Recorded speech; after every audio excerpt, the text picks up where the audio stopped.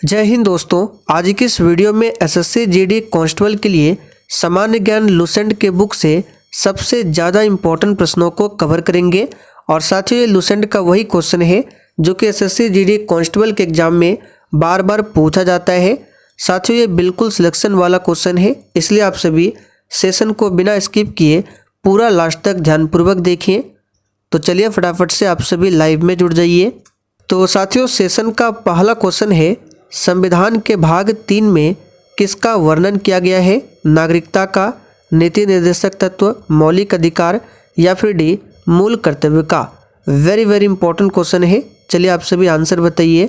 संविधान के भाग 3 में किसका वर्णन किया गया है? तो साथियों, यहाँ पर पहले प्रश्न का सही जवाब है सी ऑप्शन, मौलिक अधिकार का वर्णन किया गया है। याद रखिएगा, मौलिक अधिकार का वर्णन जो है संविधान के आर्टिकल 12 से लेकर 35 तक में मिलता है। और किस भाग में? तो भाग 3 में। मौलिक अधिकार को अमेरिका देश के संविधान से लिया गया है और वर्तमान में टोटल 6 मौलिक अधिकार हैं। चलिए दूसरा क्वेश्चन है, वन विहार राष्ट्रीय उद्यान किस राज्य में अवस्थित है? चलिए दूसरे प्रश्न के लिए आंसर कीजिए। वन विहार राष्ट्रीय उद्यान किस राज्य में अवस्थित है? तो साथियों, यहाँ पर दूसरे प्रश्न का सही जवाब है मध्य प्रदेश में अवस्थित है। एक राष्ट्रीय अभ्यारण्य याद रखिएगा पूछा जाता है, कूनो राष्ट्रीय अभ्यारण्य, ये कहाँ पर है? तो ये भी मध्य प्रदेश में है। चलिए आगे बढ़ते हैं। मदर टेरेसा नामक पुस्तक के लेखक कौन है?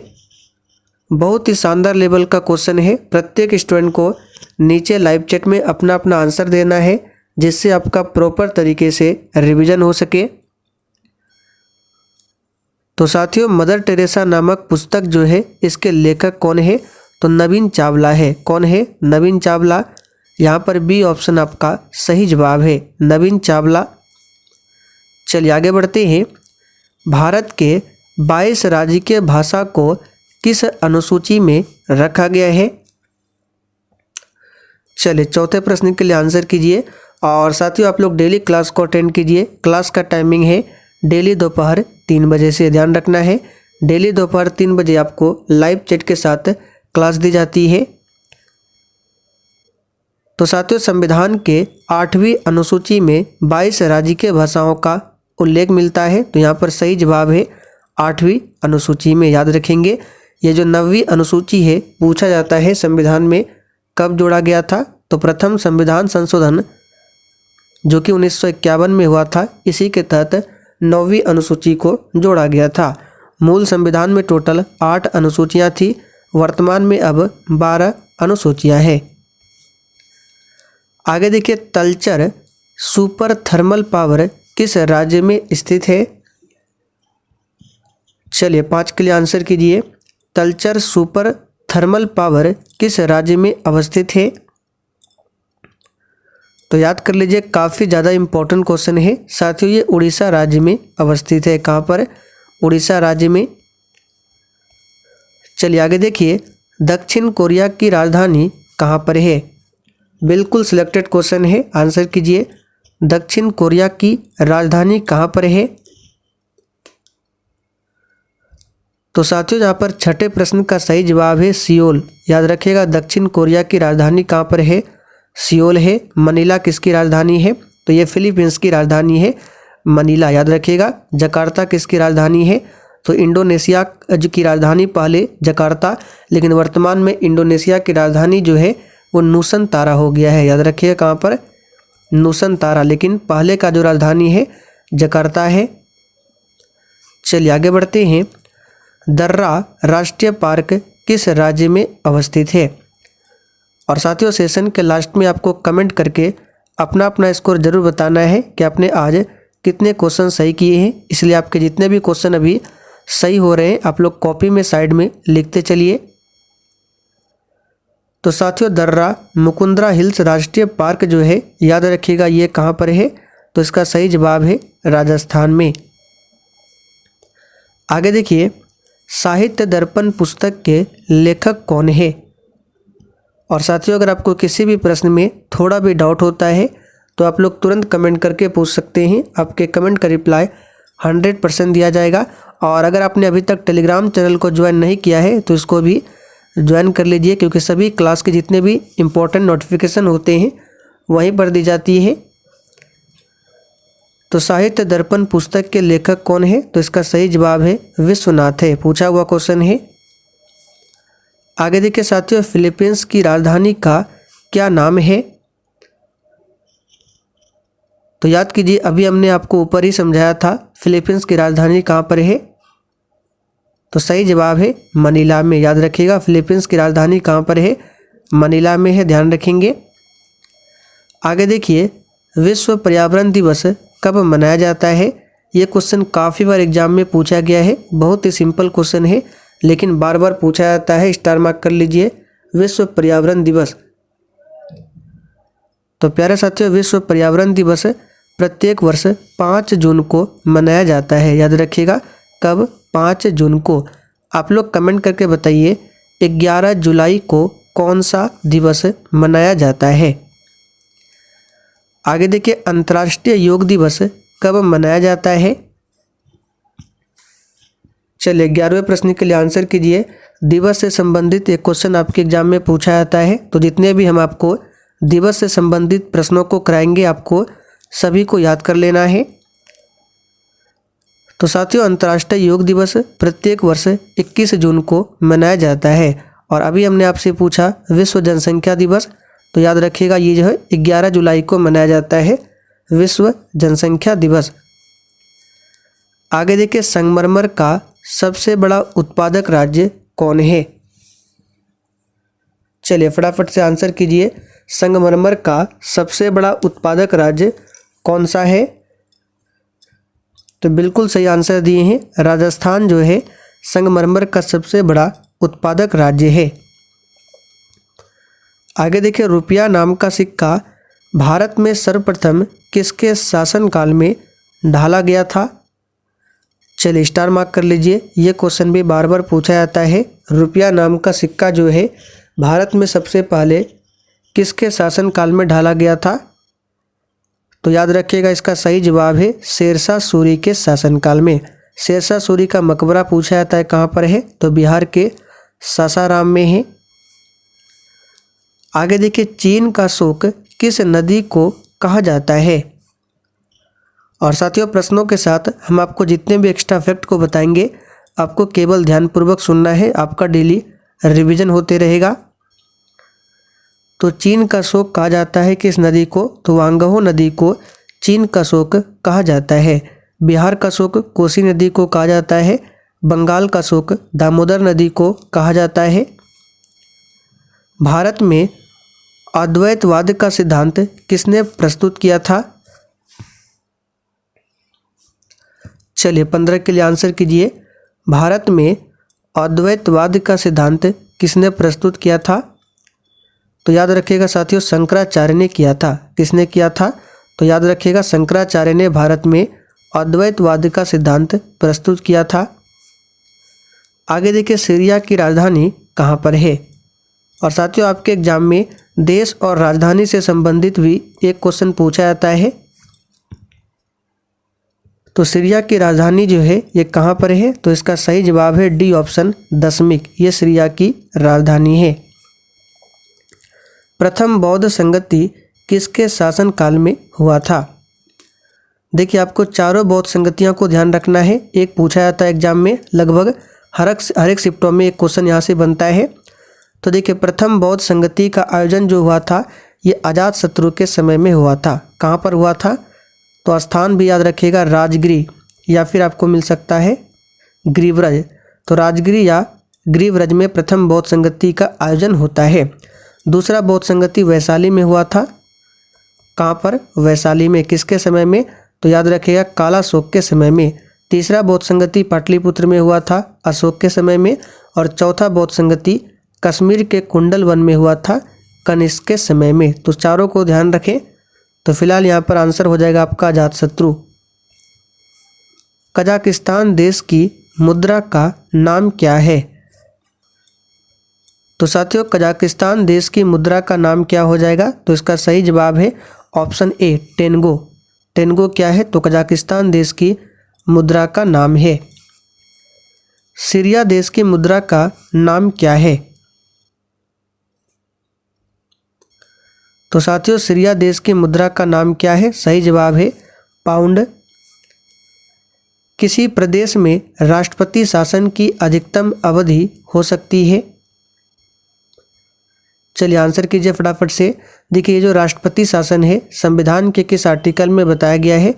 तो याद रखिएगा 356 में। 352 में राष्ट्रीय आपात है, 356 में राष्ट्रपति शासन और 360 में क्या है? तो वित्तीय आपात। तो राष्ट्रपति शासन जो है किसी प्रदेश में अधिकतम 3 वर्ष तक हो सकती है। मुदुमलाई राष्ट्रीय पार्क किस राज्य में अवस्थित है? और देखिए नेशनल पार्क से भी एक क्वेश्चन आपके एग्जाम में 100% पूछा जाता है। तो मुदुमलाई राष्ट्रीय पार्क ये तमिलनाडु में है। यहाँ पर सी ऑप्शन आपका सही जवाब है। पेरियार राष्ट्रीय अभयारण्य पूछा जाता है कहाँ पर है? तो पेरियार केरल में है। आगे देखिए भारत और पाकिस्तान के बीच शिमला समझौता कब हुआ था? तो साथियों भारत और पाकिस्तान के बीच जो शिमला समझौता है 1972 में हुआ था। कब हुआ था? 1972 में। किस राज्य के समुद्री तट रेखा सबसे लंबी है?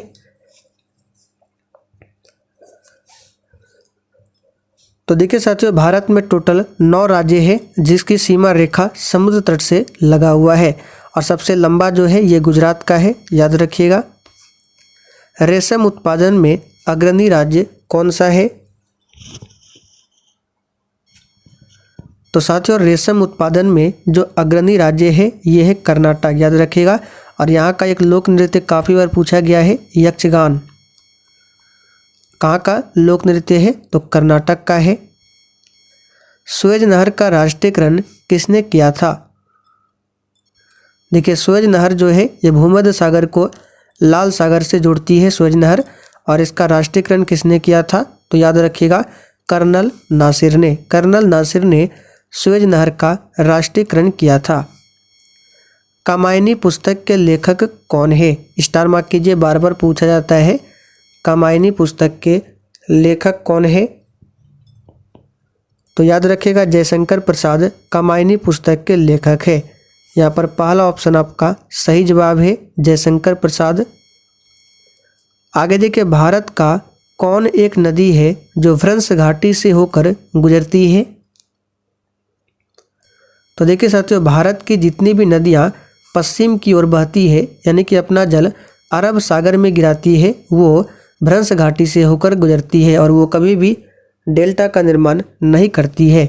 और भ्रंश घाटी से होकर बहने वाली 2 बड़ी नदियाँ याद रखिएगा अक्सर पूछा जाता है, नर्मदा और ताप्ती। तो ऑप्शन में नर्मदा दिया गया है। और जितनी भी नदियाँ पूरब की ओर बहती है यानी कि अपना जल बंगाल की खाड़ी में गिराती है वो हमेशा डेल्टा का निर्माण करती है। डेजर्ट राष्ट्रीय पार्क किस राज्य में अवस्थित है? तो साथियों डेजर्ट राष्ट्रीय पार्क जो है ये अवस्थित है राजस्थान में।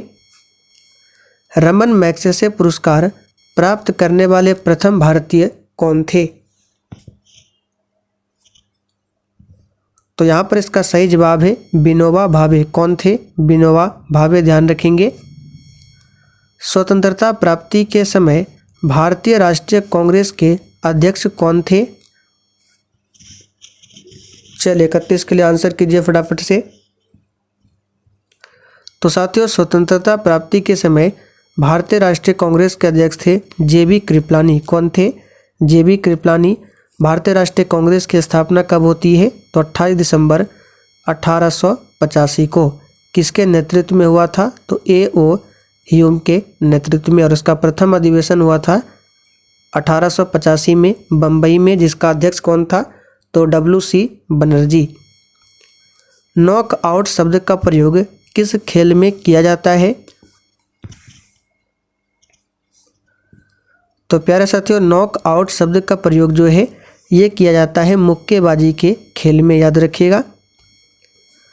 1916 में Akhil Bharatiya home rule league की स्थापना किसने किया था?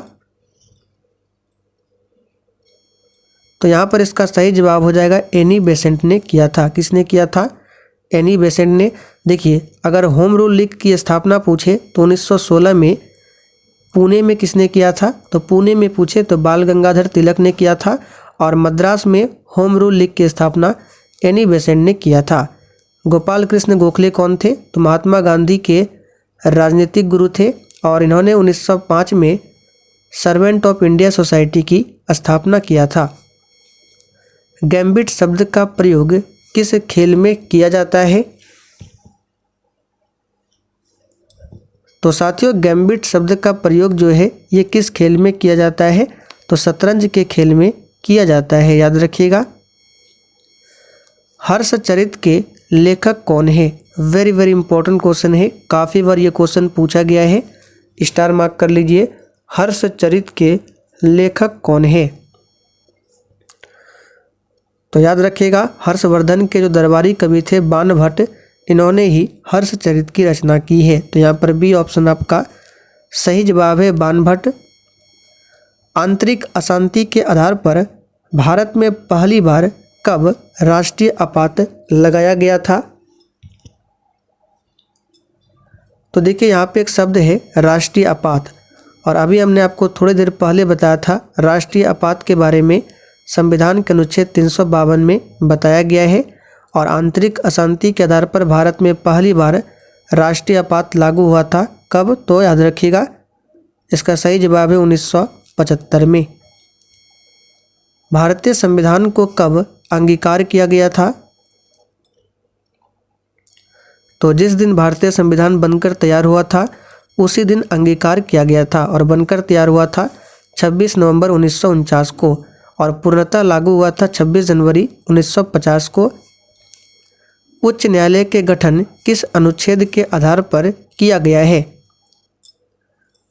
उच्च न्यायालय की बात करें तो हाई कोर्ट, तो हाई कोर्ट का जो गठन होता है किस आर्टिकल के तहत? तो इसका सही जवाब है ऑप्शन सी, अनुच्छेद 214 के तहत। उल्टा झंडा किसका प्रतीक है? और देखिए, जिन्होंने अभी तक सेशन को लाइक नहीं किया है, फटाफट से आप सभी सेशन को लाइक करें। तो बहुत ही सिंपल क्वेश्चन है, उल्टा झंडा जो है ये राष्ट्रीय विपदा का प्रतीक माना जाता है। शक्ति स्थल किसकी समाधि स्थल है? तो साथियों, शक्ति स्थल जो है इंदिरा गांधी की समाधि स्थल का नाम है, याद रखिएगा। एक पूछा जाता है चित्रा भूमि, जो कि डॉक्टर भीमराव अंबेडकर का समाधि स्थल का नाम है। महात्मा गांधी के समाधि स्थल का नाम क्या है? तो राजघाट। तो सारे फैक्टों को ध्यान रखना है। तो चलिए साथियों, आज के लिए इतना ही। अब आप लोग कमेंट करके बताइए आपने आज के इस 40 क्वेश्चन में कितने प्रश्नों के सही सही आंसर किए हैं।